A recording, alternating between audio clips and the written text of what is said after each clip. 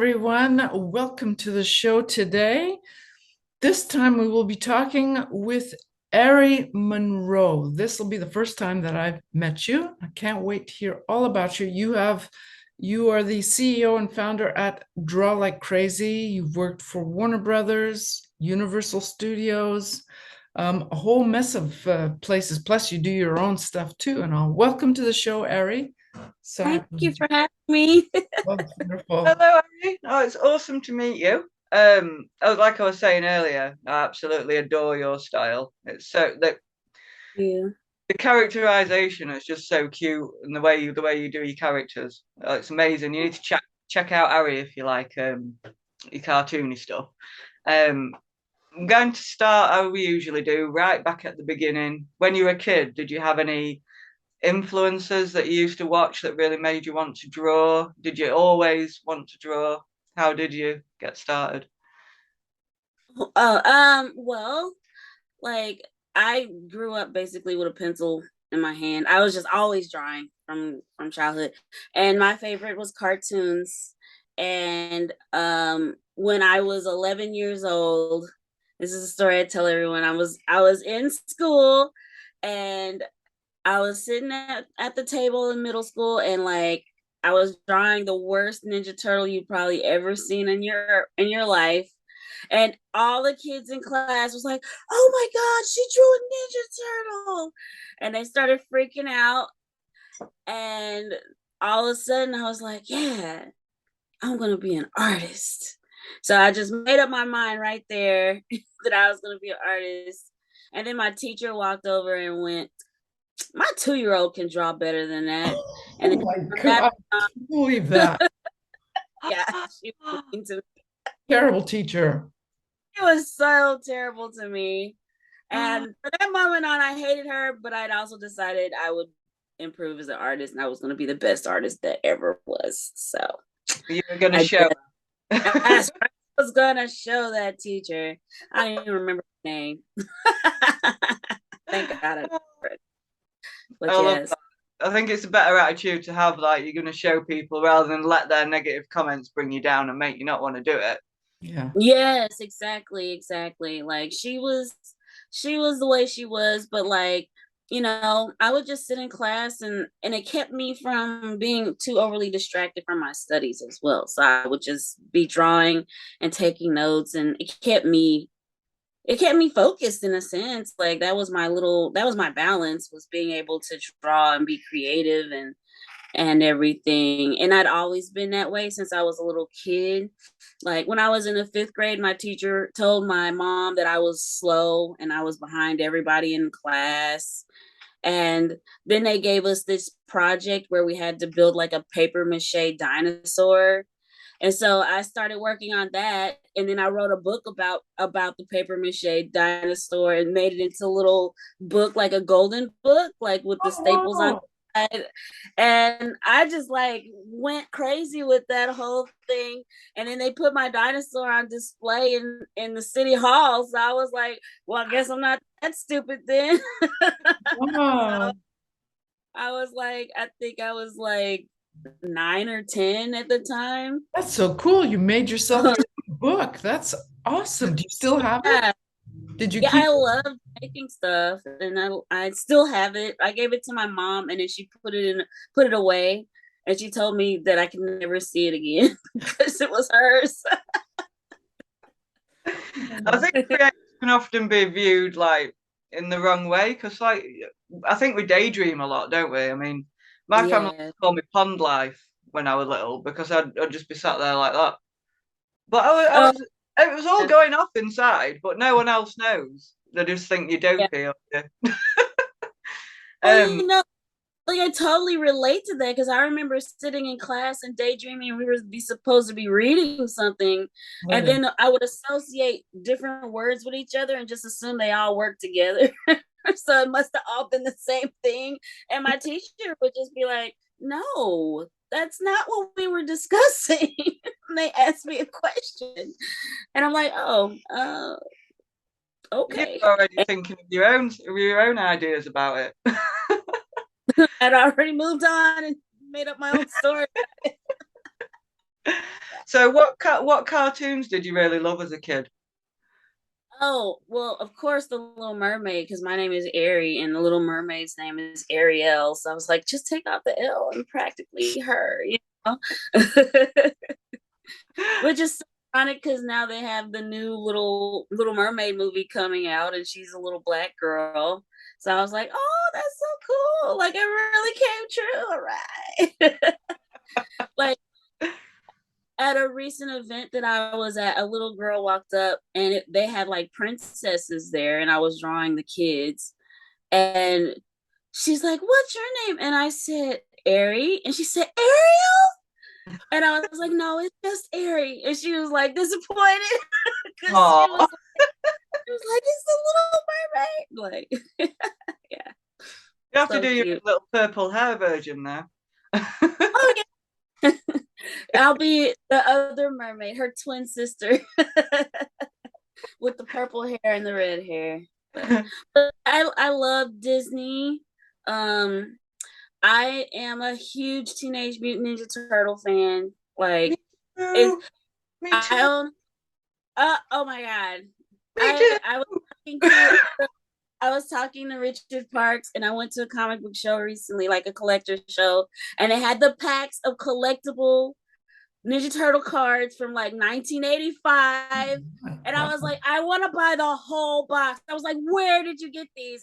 And the lady was like, well, we owned a comic book store and then we had to close, and these are all the leftover cards. And they had the movie cards and the cartoons. And I was like, they were $5 a pack. So I couldn't afford to buy all of them. On the front, though, it was kind of cool because it said like 90 cents or something like that. I was like, why can't they be the original price? Oh no, I've got a massive toy collection and statue collection of Ninja Turtles, but I gave up because there's just so much now. Like Oh, everybody seems to have a license, and I can't afford to keep up with it. So I gave up well, in the end. my prizes are I own the first copy of the book. I think it might be a second edition, but it's signed by both Peter and Kevin Laird. And I'm like, this is never leaving my house. I put it in a frame and hung it on my wall, you know. And so like that's my little and then I have like I bought a page that was done in duotone. Um I don't know if you know what duotone is, but back in the day when they used to do comics, a lot of the Ninja Turtle comics, you know how they have the two shade, they're in black and white, but they have the shading on them. They had what they call dual tone paper, and they use a developer. And so when they take the developer and mark onto the paper, it makes a shaded line with like with the stippling kind of effect. So it looks like, you know, somebody put the little dots on there, like the newspaper dots. Yeah. And so I was at a show and a guy was like, "Yeah, I want this. I don't even know who the artist is." And so I bought it, and I think he gave it to me for like $10 or something like that. And I'm like, "But this is like an original duotone page. Like, where do you find that anywhere?" So I'm a total nerd. That's awesome to hear, though.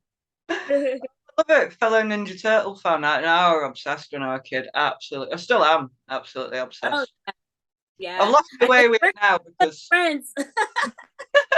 well, there's so many different universes now, isn't there? And there's different backstories, and I kind of got lost with all the different ones. I tend to Yeah. stick to like the original backstory, as that was how Well, it was, kind of to thing. me, As someone who doesn't really follow all of that, do they still keep up with new ninja?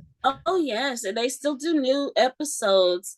They recently put out a new series that's more on the anime style, and I think it's to appeal to the younger audiences. Like it's a lot more like zany looking and like a lot of action in it. Like the fight scenes are really well developed and stuff. It's really cool. And they recently put out a movie. I actually haven't watched any of the series for that one because life gets in the way. And but when I have a bad day, if I can put on like the old episodes from the 1990s, I'm just like a giddy little kid all over again, just sitting there His and brother having was hilarious, wasn't he? He was so funny in the old ones. oh Uh, yeah. I actually really loved the CGI series. Like I put off watching it for so long because I was like hardcore old school. I don't like this CGI. And then I watched it, and they actually were It quite was good with the fans, like bringing back stuff from the old movies, and all. I was really impressed with it. But obviously, it didn't quite capture the kids, so I think that's why they went to a more anime made version. it. It was great for us old school fans, but for the newer audiences coming up, I don't think it quite grabbed them, did it? Yeah, I don't have kids and stuff, so but like my one of my best friends is of course a Ninja Turtle fan like myself. I mean, we wouldn't get along if we didn't like the same. And she turned her kids into total Ninja Turtle nerds as well. And That's so right. like My son's it, not having it. My son won't have it. I've tried, but then again, he'll what? leave my toys alone. He'll leave my stuff alone, so that's fine. Like she actually has like it's almost like life size. I think it's like 4 foot Ninja Turtle statue in her house. And it was the look of the CGI series is what that one kind of looked like. It's like a big Donatello statue. I don't know Oh, where she from. I think she like lucked up on it some kind of way. I was So, trying to get all the sideshow ones and the Playmates ones, but it's impossible. It's absolutely impossible. I've only got 3 of them. so I'm guessing your love for the turtles really helped drive your ambitions in drawing and sketching and stuff like that. Yeah, it was my love for cartoons. That was one of my favorites, and Tiny Toons was another favorite. So I tend to draw them, and I heard they're gonna do a new series for that one too. So I'm like really excited. But I just loved. I love the storytelling. I love the cartooniness. I loved laughing at them. I was a big like Batman animated series came out, and I wasn't a huge fan of the stories per se, but I love the drawing style. So my They, work is very influenced by Bruce Timm. I really love Bruce Timm's work, and he's one of the main designers for all the characters on that series. I love the Batman animated style. It's awesome. I've got a Harley Quinn up there in that style. Oh, Somewhere. Oh, she's here. beautiful. I used to be more like a book collector, but that's beautiful. Oh wow, that's a nice statue. Cool. So, what did you do after you finished high school? Did you go straight to university to study, or? Yeah, so when I finished high school, I went to a local college, UMKC, which is just a general studies college here, but they mostly specialize in medicine. And I took art classes. I'd originally wanted to go to art school, but I couldn't afford it. It was just too expensive, and I didn't get enough scholarships. But I had gotten enough scholarship money to afford just going to, a local college. So that's what I did, and that's where I studied like all my basics, and I got a lot of my foundation drawing and studio artwork, learning how to paint, a lot of art history. So it was a valuable experience, because it got me away from all of the just like cartoony stuff and got me doing a lot more fine art, and it really allowed me to like I had a teacher who was really great there, and they were very encouraging and helped me to elevate my skill a lot. And then the other thing that I've always done, is because I just wanted to draw, was I worked as a caricature artist. So we had a local amusement park, and they would hire 18-year-olds with no abilities and give them a marker and tell them to go draw people, and let them give you money for it. So I would draw caricatures, and that's also another area that helped me to like really evolve my drawing ability over the years. That must be incredibly scary to do the first time, no? Oh yeah. I mean, I'm not sure I could do it. Oh, I had it's a learning curve for sure. You have to think completely differently as a caricature artist. Um, but like I think the experience that kind of like helped me to keep going was I I drew a lady, and it was a terrible drawing, I'm sure. I don't even want to know what it looks like. But she loved it. And she was so excited about the drawing that I did for her that she gave me a hug. And I was like, oh, like people like it. So I just kept doing it, you know? And so I actually Draw Like Crazy is a double-sided business for me. I have my traditional illustration work that I do, and then I also draw caricatures, and that's a big part of my income. So I do parties, events, and festivals for a big portion of the year. Wow. So So that's you're a pro at doing the live drawing now. Yeah, it's been over 25 years now. Yeah, I no, started when I was you're 18. kidding. Mm-hmm. So tell us a little bit more about your business. Like you said, you do your caricatures and you also do your cartoons. So what's the online side of your business like? So like I went to the Joe Kubert School, and I trained there to do comics. So the I do the caricatures, and then I also draw comic books, and like since caricature provides me with most of my income, I'm able to spend my time working on my own personal comics and stuff. Wow. So I draw my own comics, and like this was a series called Tornado Alley that I finished my first comic book and Gorgeous. Wow. published. So I'll draw. So that's some of my stuff. She turned into a Playboy bunny. Can people buy your comics on your site? Yeah, I have two websites. One is drawlikecrazy.net, and the other one is ariemonroeart.com.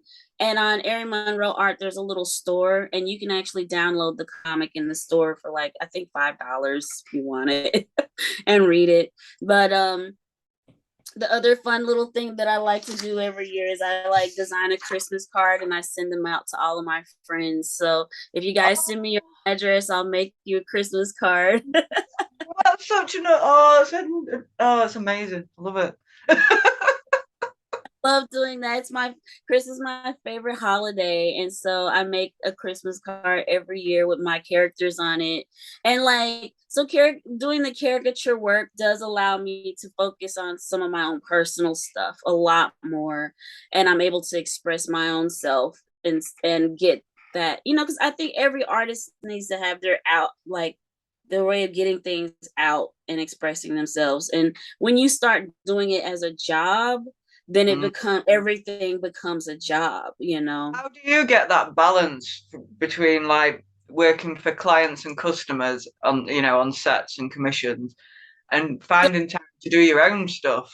I mean, What I have found is caricature is seasonal. So like everything's winding down. Like the last festival is usually in October. So November through February is a really slow period for me. And so I'll get commissions and I'll draw people's caricature commissions. I don't like to do a lot of illustration commissions. When I did the last sketch card for Richard, he had to really, really poke me and beg me to do it. He had to pull teeth out and twist my arm a lot. So I did the Nosferatu cards. I did like I think about 15 or 20 cards or something like that for that set. awesome. And so and now he's like, so are you gonna do some more? And I'm like, So do you find yourself doing fewer and fewer sketch card sets for companies and more of your own stuff? Yeah, Would you balance it? You're a full-time artist, right? I'm full-time, yeah. And I haven't done a sketch card set in a very long time. That was the first one I'd say in quite a few years.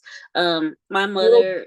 A little backstory. I think you have, I'm sorry for interrupting. I think you have worked for a lot of the bigger of course, for some of the smaller companies, but also for some of the longer standing ones, such as Rittenhouse and probably Upper Deck, I would imagine. I was on Dangerous Divas. I done Marvel Masterpieces. I've done quite a few of the smaller company like Fivefinity, you know. So I've done cards for quite a few different companies. I just haven't, you know what, I don't think the reason why I didn't do tops is because they go for a more realistic style or something like that, seems. And I'm a lot more cartoony. And so when collectors were collecting cards while I was really, really active, they were not wanting a lot of cartoony work. And I believe I got turned down to work with them. So I ended up just doing the companies that were, you know, interested in me. So, and it's just funny because a lot of people still have my cards, and I actually have had collectors find me on Instagram and contact me asking me, do you have any leftovers from that series? Because just so happens I have cards left over because I was just like, I'm not going to draw on these. I have a lot of APs sitting around that are blank, and people still want them, surprisingly. So I could probably sell some Well, now cards. that you've mentioned that, I have a feeling you're going to have a few people contact you about that. Well, you'd be surprised. Like since tops have been going for more realism, so there's so many people who miss the cartoon stuff now. Yeah. Oh, really? Do Oh, they? yeah, they're dying for it. If you drew on them and put them in the Star Wars group, I'm sure they'd all sell immediately. Like they really miss it. I mean, it's nice to look at a realistic piece and go, wow, you know, look at the skills and it looks so detailed, but it's Mm. the same images over and over again. And you Yeah. know, with Oh, yeah. cartoons, it's a reimagining of that. It You really is nice to have a variety of styles and interpretations, and that's what makes it all interesting, I find.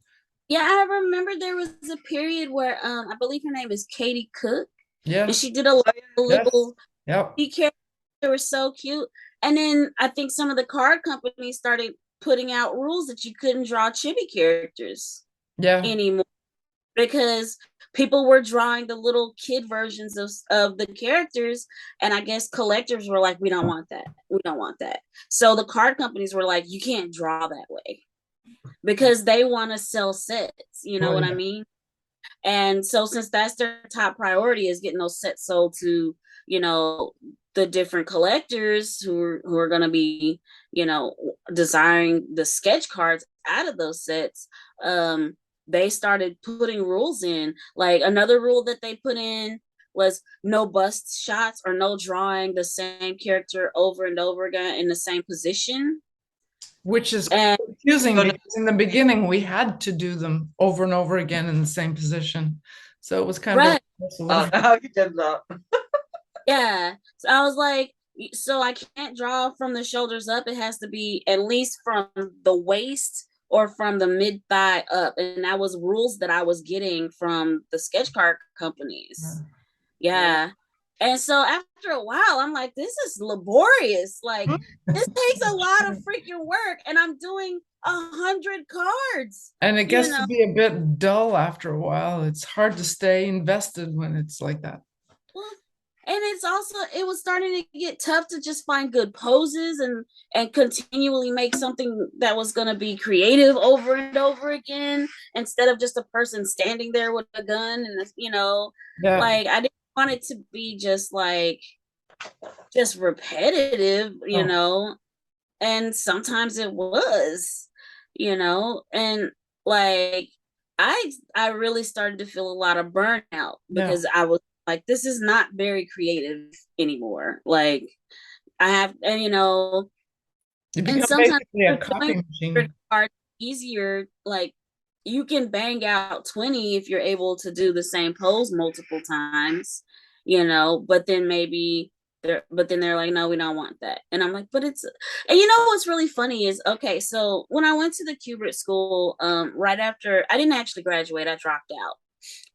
And the reason I dropped out is because I got a job at a little place in Manhattan working as a graphic artist there and drawing for their like their children's books and stuff. So a lot of the people who worked at that particular graphic studio were from the Kubrick school. Like I think it was actually established by the original owner, it's funny.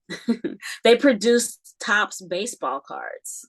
What? So yeah, so they produced Topps baseball cards, and one of my jobs there was we had to sit down and like we get all the photos of the baseball players, and we had to clean them up so that they could be put onto the cards for Topps. So that was one of their biggest clients. And What year so, was this? huh? What year That was was 2007, 2008.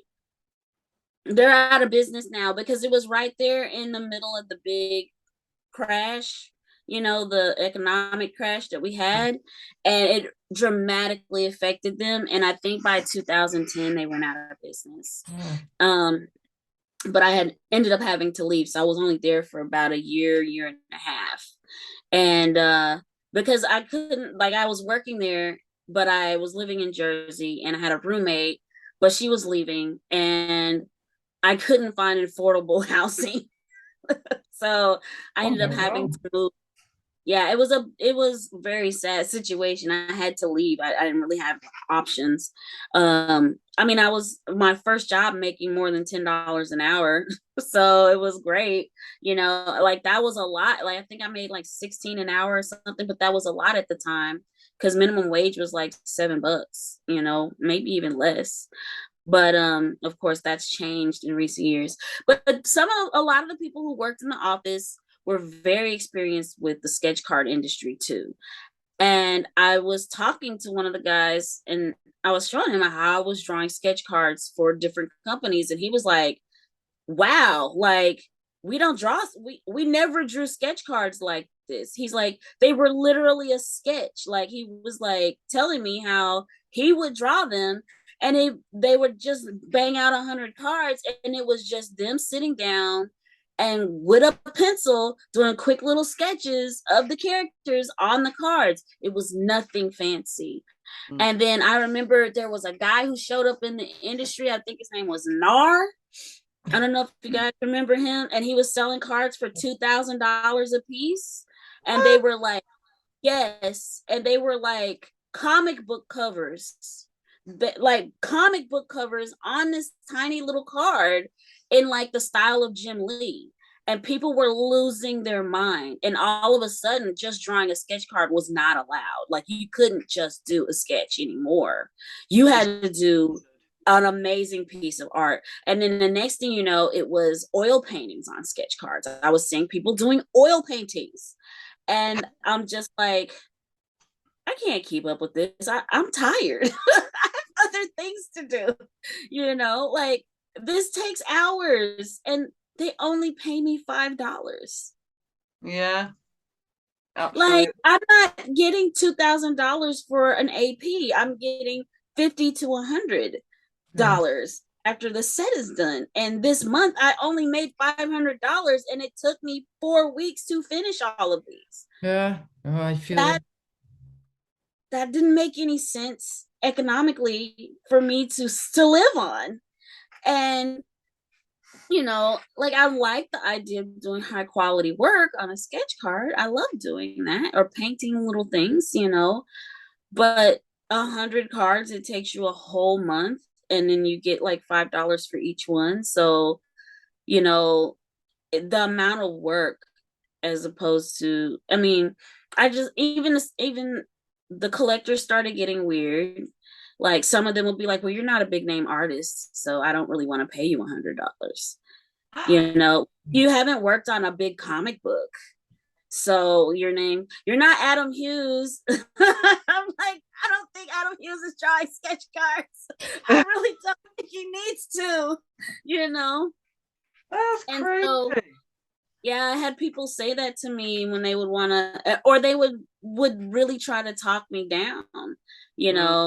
I'll get multiple cards if you'll be willing to draw them at $25 each. And I'm like, but no.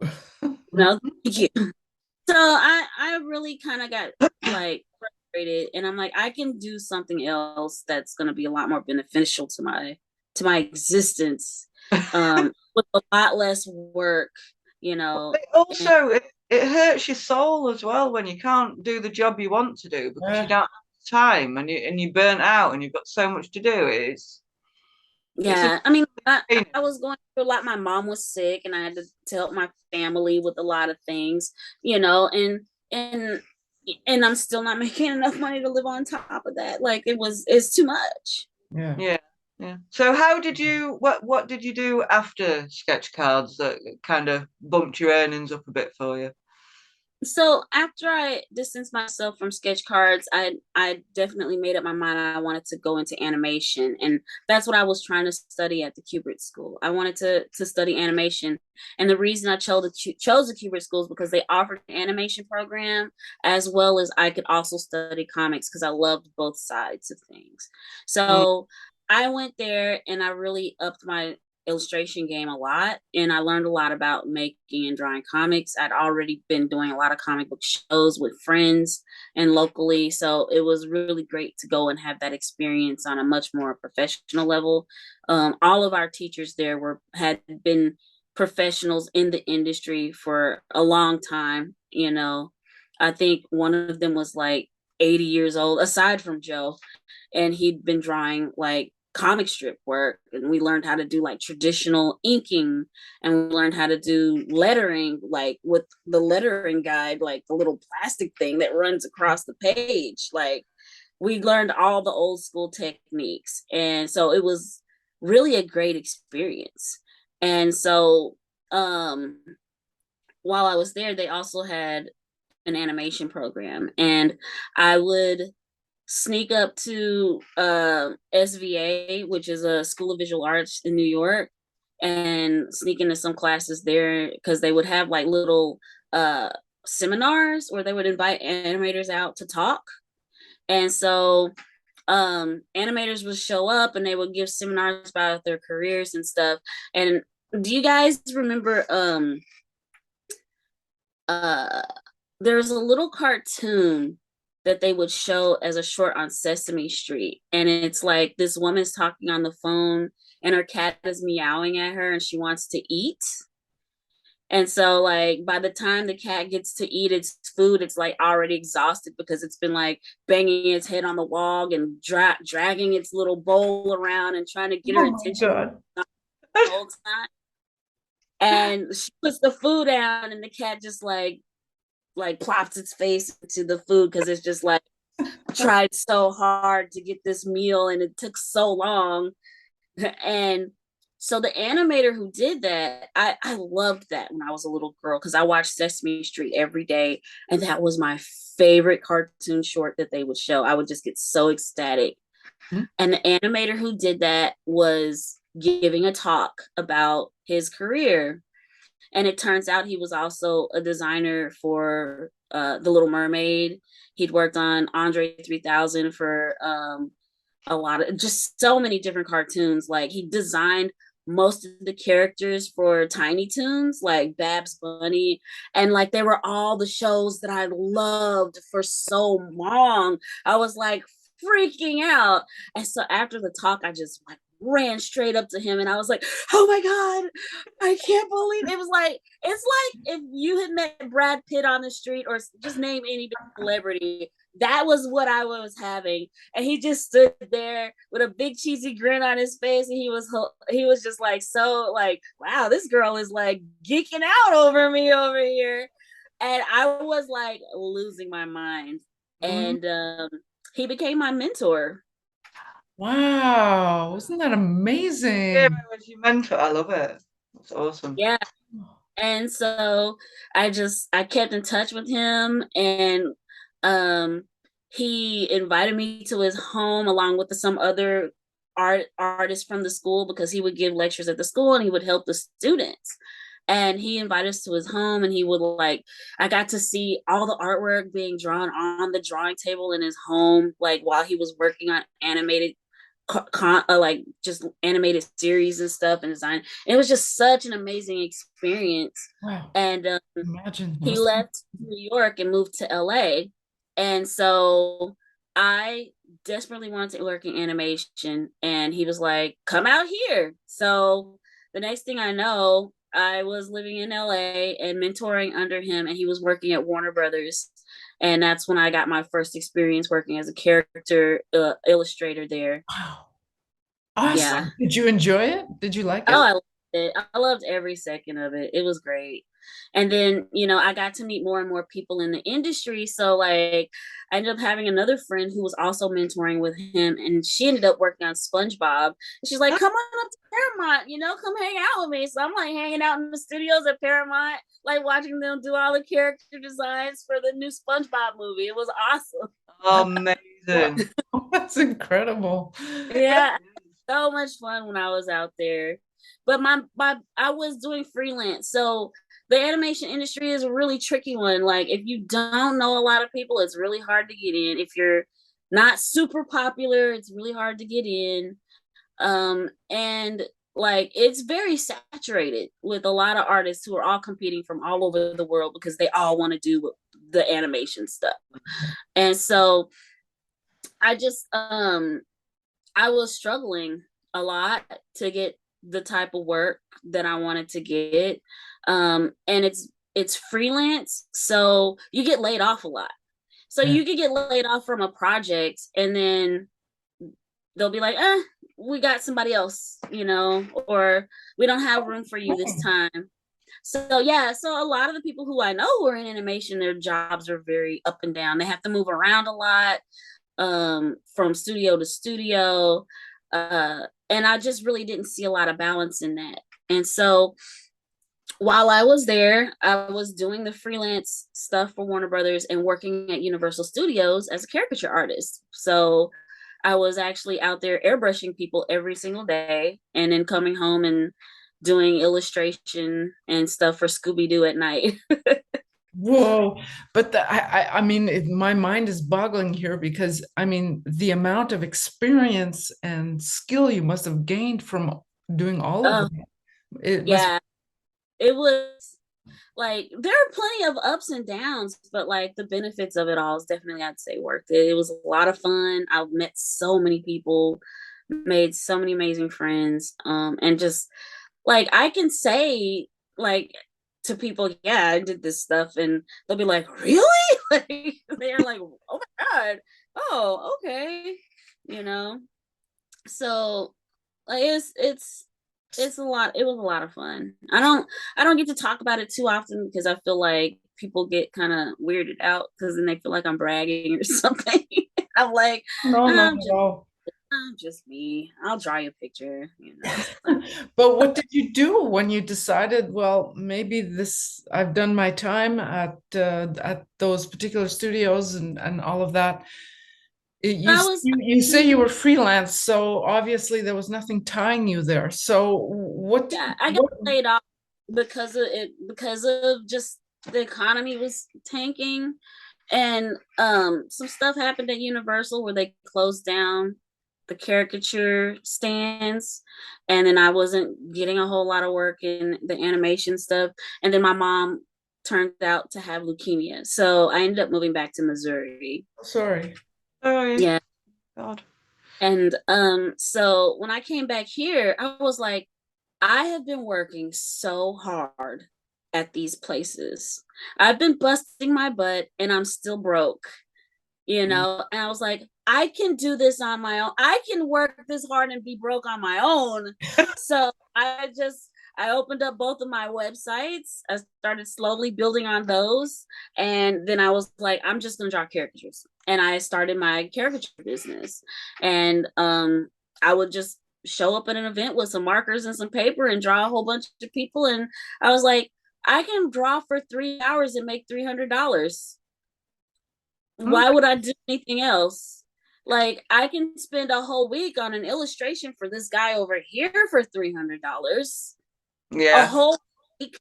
Or I can go to this party for 3 hours on a Saturday afternoon and make $300. So I was like, That seems like a tough decision, yeah. yeah, exactly. And you don't have to be a great artist to be a caricature artist. I mean, because the average person, their eye is not tuned to art, you know, like they know what they see on TV, but most of them are like, oh, everybody draws the same. And there'll be like three of us sitting there and they'll be like, it doesn't matter what line we get in, I don't care. You know, so I could draw anything on that page and they would be happy about it. So it really like there was no pressure from clients. I had no pressure. Someone saying that's not good enough. You need to redraw it. Oh, we need it tomorrow, but you know, this needs to be fixed and that needs to fix. I literally could just sit down, draw it, and hand it to the person, and then collect my paycheck. And my job was done. And then I could go home and deal with my family issues or take a nap if I wanted to. You know, I could rest. And Well, so it was. So a little bit about your styles and techniques I haven't asked you yet. Do you have a favorite medium you like to work in? I'm guessing you work both digitally and traditionally. Oh, traditionally, I love pen and ink. So I do a lot of like I said, I went to the Cubic school. I learned a lot of inking, and I'd also done a lot of ink wash before that. And it's just a medium that I really enjoy. So that's why when I do my comics, I do all of them by hand. I don't do them digitally. It's an option. That's But I interesting. prefer because and then I love the feeling of having that finished piece of artwork in my hands, you know, that original piece. And I think that's something that's starting to be missed a lot in the industry because everyone's doing digital work. So definitely pen and ink. I love markers, they're a lot of fun. But I also learned a lot of watercolor and I did a lot of airbrush work. So those are two of my favorites. Like I use the Doc Martin dyes, which are very, very saturated, bright colors. And I love to paint with those. They're a lot of fun. And then sometimes, like there was another artist whose work I got introduced to because he went to the Joe Kubert School, but not during the time that I was there. And his name is Bill Pressing, and he would do these beautiful pinups because I was doing a lot of sketch cards. I was looking at a lot of pinups, and so I really got caught on to his work. And he would do just these amazing pinup drawing illustrations, and he'd use a combination of Dr. Martin dyes, which he learned at the Kubert School, with acrylic undertones. So I really got into like using a lot of dyes and acrylics together and doing like a lot of illustrations that way for You a do a while. lot of multimedia, actually. That's interesting. A lot. Could put these dyes on top of acrylic, and I'd love to like look at the process of that. I've never heard of it. Yeah, so like, the acrylic can be really really thick and opaque. So when the dyes are completely translucent. So when you lay the dye on top, you get basically you can do all your shading and shadows. I've never tried that. That's really, really interesting. Like I work a lot with acrylic paint, but I've never tried to put a dye on top. I didn't think you could put a dye on top. Yeah, it works fine. It turns out really cool. I did a lot of stuff with that. Yeah. And then I would add like highlights and stuff with a little bit of gouache, you know, things like that. So I played around a lot with mixing those mediums together. And then now I like when I went to work at Universal, I learned a lot with the transparent airbrush mediums. So I don't do airbrush as much anymore because I don't really have the space in my house because it pollutes the air. So I don't have the ventilation.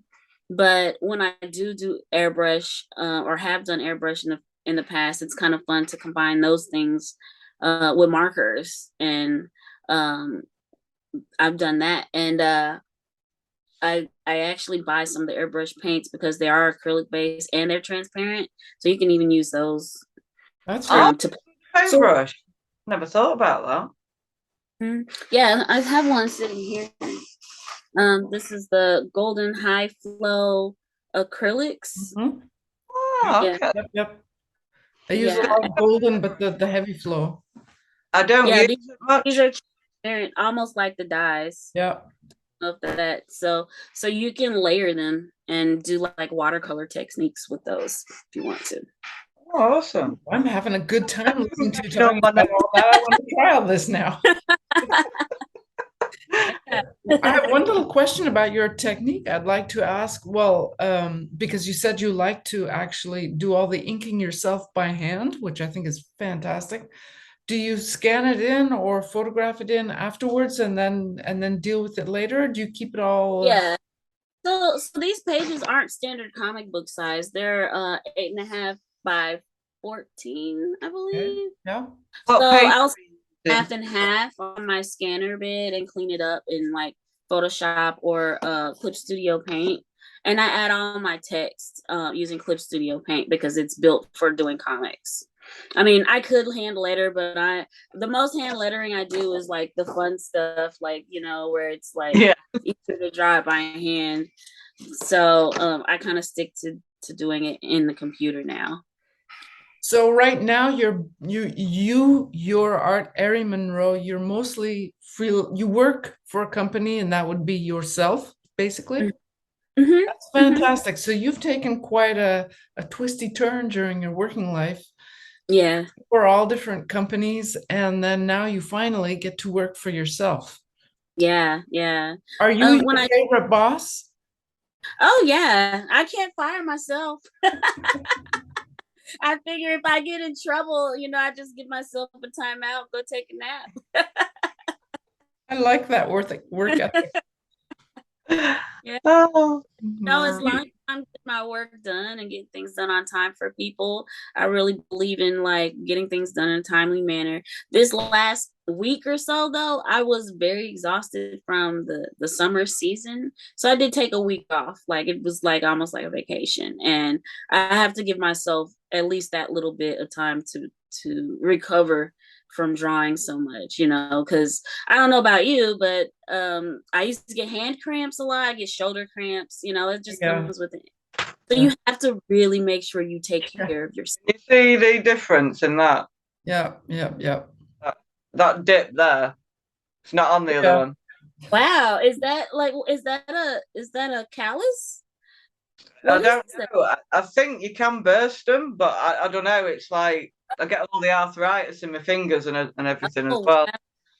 So Oh, I I'm got open lots of to go arthritis. into print Yeah. products because it gets exhausting drawing all day. I absolutely agree. And your It back. is a very, very physical. Like I haven't really had any issues with my hands so much. When I was training at Cubert, we were drawing so much though that I did get cramps. I got a lot of cramps. I Yeah. had to wear a brace, so that I could stabilize my wrists and stuff. But my problem now is I actually get muscle knots in the tops of my shoulders Oh here. yes, me too. Yeah. Oh yeah. So, and what I've learned about that, and this is just a little tip for you guys, like, can you do a back bend? Like, if you lay on the floor and press yourself up, Oh can you? crap! Not anymore. Not anymore. So, so that's muscle weakness in the back of your shoulders. And if you practice that, you can improve the muscle in the back of your shoulders to help with the pain in your shoulders. So I Interesting. have one of those big balancing balls, the exercise balls, and I lay on it and I press up to kind Oh, of exercise all the muscles in the top and the back of my back so that I can alleviate some of that pain. And then Interesting. I keep a massager. So you've I'm also like, well, got to be careful with your eyes as well. I know artists who've developed eye ulcers and stuff because I looking at things like this all day, yeah, yeah, you have everything's to remember. blurry far away now. So I do Good have advice is that. every 4 hours to look into the distance for at least Mm-hmm. 4 minutes. Just let your eyes adjust and then go back to work. Like Yeah. don't let yourself go over 4 hours being like this. Wow, I never even thought of that. Like that, I need to look far away for a little while. Because that's the other thing why I don't like doing digital comics is I get tired of staring into the light. Yeah. I look at it enough on my phone, and I Mm. put my phone down and I go sit down and I'm looking at TV, and that's more light, and then I turn that off, and then I go do another thing on my tablet, and it's more staring into light. And so, like, really, when I'm drawing by hand, I'm actually not having to do that. So it gives my eyes a break from staring If it's into something. something I've got to stare at for a long time, I print my reference out because I just can't be doing with looking at it on a screen. I might click on the screen to zoom in and look at smaller details, but I like to copy off a piece of paper. That's a good idea. I do that too. With some of the caricatures that I get, like they'll send me the reference, so I'll print it. It's easier because I can take it with me. I don't have to like Very be. portable. Yeah, I can still work on things outside, and I can move around the house more instead of just sitting at a desk the whole time. Because that's another area where I have because the amount of time we spend sitting down and I know some people get standing desks and stuff like that, but Do it. you know, it's Pretty very sciatica. very physical. And so like I actually make it a priority to try to go to the gym now to make sure I'm strengthening my body. So like because I started getting a lot of like sciatica pain where you get the pain in your Oh hip yeah, and it runs down your leg. that's painful. That hurts. Feel your pain, mate. We really do. I'm always trying to stretch it out. It just really hurts all the way down the Just back of my Yep. legs. like My- stretch it. Yeah. So I do a lot of research on how to get rid of that stuff. Like I was reading that a good way to improve your lower back pain is to walk backwards Oh, because it Um, muscles. And so because you're sitting in one position all the time, you need to work the back of your body to balance it out. So I'll go take a walk, and I've been getting on the treadmill and walking backwards because it's supposed to help improve the muscles in the back of your legs and stretch out your hip flexors so it doesn't hurt as much. I would never have thought of that. well, I'm gonna Yeah. try that. We were walking around my house backwards. Just walk around your house backwards. I've been doing it for now. Yeah. your neighbors will be like, "Oh, the crazy artist over there." Oh my God. Yeah. People look at you like you're crazy, but you're like, hey, as long as my back doesn't hurt. Mm. Yeah. So, what I'm- advice would you have? What advice would you have for I wouldn't say beginners, but if you would like for artists who may be watching this and they're thinking, "Oh my God, animation, da, da, da." What advice would you have for them? my we're in a very interesting time. When I was a kid and coming up, we didn't have the resources that we have now. Like I Mm. wanted to be an animator and you had to go to Hollywood to be an animator. That was the only way it was going to happen. And because it was like 1990, 1997, I'm graduating from high school. We didn't have internet. We didn't have cell phones. Yeah. Like we barely had cell phones. Like it's like the dark ages. Yeah. Hey, Right? I'm older than you. I do remember those times when you had no cell phones at all. You had a beeper. Then we had Pages, beepers, and you had to go to a payphone and make a phone call if someone paged you. Yeah, I mean, there were payphones on the street in the times when I There was. you go. There you go. There were In payphones. the before times, in the long, long ago. I remember. Cell phones Yeah. were like this big, and you could drop them and smash them; they wouldn't break. Like, just put 'em back. Another industrial strength. It was only something that people with lots of money were able to afford. So But would you advise people who wanted to go into animation, would you advise them to go to school, stay in school? that's what I was gonna say. There's so many resources now. You don't have to go to school for animation.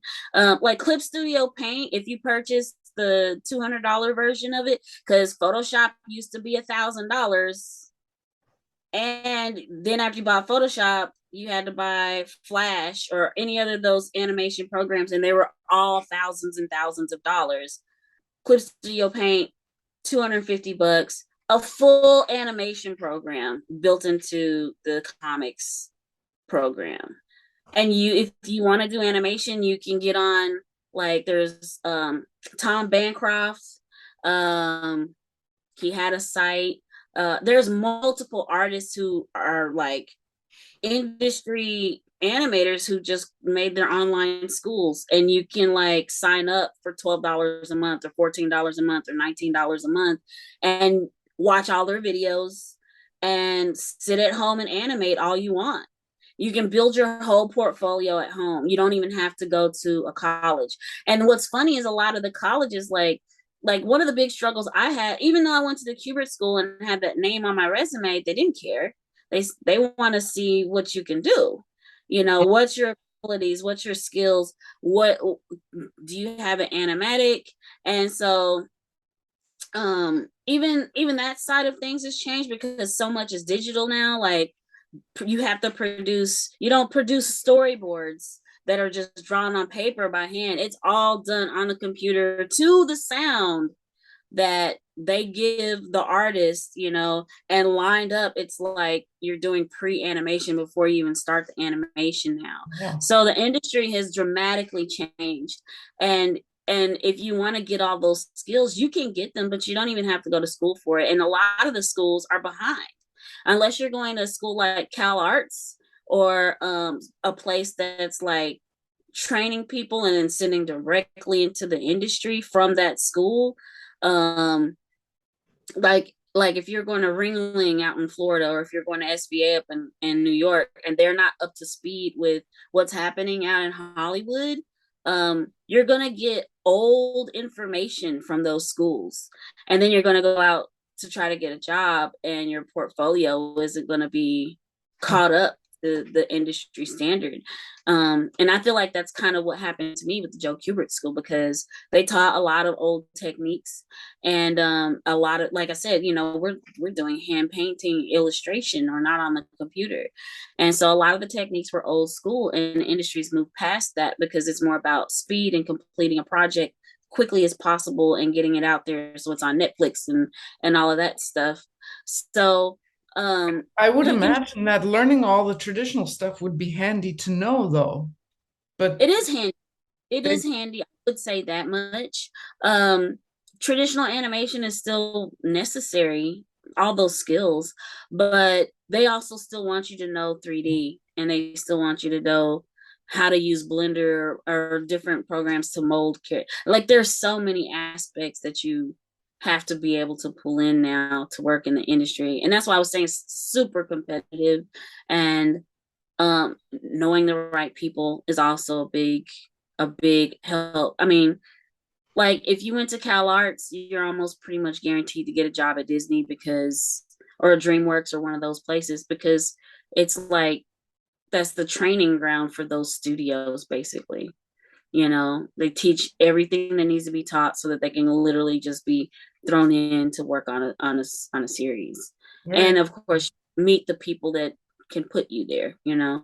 So I'd say do your own stuff and get it out on the internet in as many places where it could be public as possible, and let them come to you.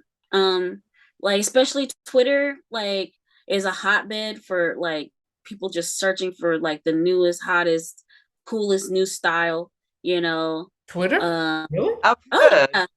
I've heard that Twitter might be starting a new feature where you can put long videos on. Mm-hmm. You know, a bit more like YouTube. So that'll be interesting to see if that comes to fruition. That could be a good avenue for animators, definitely. And then Instagram and TikTok are also big areas where you can put your videos up and like gain an audience really fast when people are seeing the reels. So you can post your animations and stuff and share them and literally build your own following like around your work.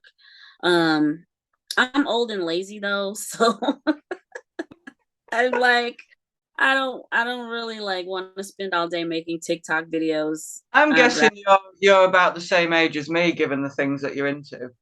What year were you born? 43. Oh, 42 next year. Okay, yeah. Yeah. We're growing up with Ninja Turtles and all that. You guys are young kids. Yeah.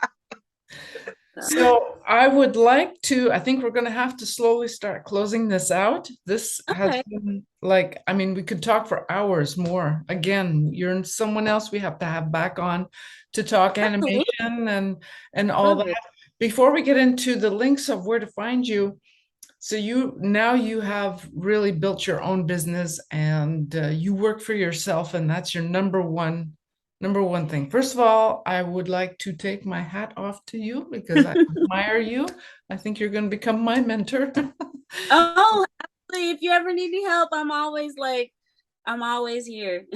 Anybody who wants anything. I love helping people. So, and talking about art is always a lot of fun. So, Oh, yes, it is. It truly is. I love hearing about all the different tools that you use. That's super interesting. I've learned something new from you. That's something that I want to try. With your inks on top of acrylics, I got to give that one a go. okay. Where can people find you? You mentioned you have two websites, and then I imagine you've got all your socials. So, I think my websites are the best ways to contact me because it goes directly to my email. So, and then it doesn't get lost because sometimes the other ones get lost in all the Yeah. messages. So my website is ariemonroeart.com, and that's where I keep all of my original personal work. I have like a lot of sketches and a lot of posts. Like if I'm out, I'll like take a picture of something I drew in my sketchbook, and I can just upload it directly to my website through my phone and like make a little blog. And so I like to use my website a lot to post some of my work, but unfortunately with the world of social media, like they don't want you to post links on their pages, so it doesn't get as much visibility as I would like. But that's okay for me. I like it. I'm not overwhelmed by a lot of people messaging me through my website, but I like get the messages. I get to read them, and so ariemonroeart.com, and then the other one is drawlikecrazy.net, which is my caricature website. So when people are interested in hiring me for parties or they want a private commission, they can just simply contact me through those avenues. So And then, you're gonna drop me all the links, and I'll include them in the show notes below so that people can check you out. yeah, Um, and all of my social media is open. So if you just search for my name, you'll find me on Facebook, Instagram, Twitter. I don't use Twitter as much, but I'm there. So yeah. yeah. I'll let you have your final word, Lindsey. One last quick question. What are your thoughts on sketchbooks? Do you use sketchbooks, Oh to yeah. play in? I love my sketchbook. That's my Oh, baby. okay. So you do. We're thinking maybe of having a little sketchbook episode where we'll invite people who do actually use sketchbooks and create them for their own use and all that. Would you like to come and share some of your Absolutely, sure. You know, okay. I value sketchbooks a lot. That's where I put all my ideas, and I can keep them in one place. So yeah, Fantastic. sure. Sometimes I get fancy and I buy the ones with like the soft leather covers for like Oh, just, I want to see I'm them. I deserve this. When I first buy one of those, the first like 3 or 4 pages are beautiful. They're all neat. And then as it goes on, they're just messy and stuff here. And I totally really get look it. after it when you first get it. Do you have any last questions, Lindsey? Is there anything you'd like to say that we haven't asked you? No, I don't think so. I mean, not really. Just I just love drawing. That's it. Love That's great. sharing. Well, we'll Yeah, have all those links below, and I'm going to get back to you for that sketchbook episode. That's cool. absolutely. That'll be fun. That'll be cool. That'd be cool, eh? Okay. Thank you so much, Arie. It has been inspiring to listen to you and informative, and it's absolutely love your work and your story. Oh, Thank you thank you. so much. I appreciate it. Thank you so much.